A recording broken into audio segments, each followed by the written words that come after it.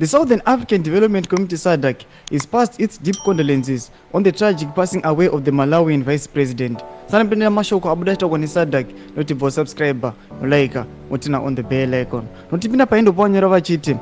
It is with the deep shock and sorrow that the SADC region has learned about the said news of the tragic untimely passing of His Excellence Right Honorable Dr.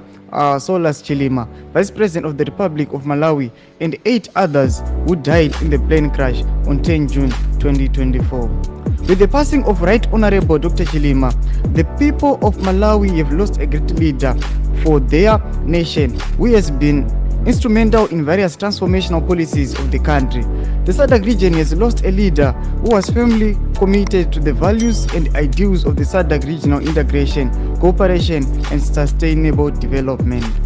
The SADC Secretariat conveys its heartfelt condolences to His Excellency President Lazarus Market Chakwera, Madam Chilima, his children, the bereaved families of all those who were on board, the government and the people of the Republic of Malawi on this great loss.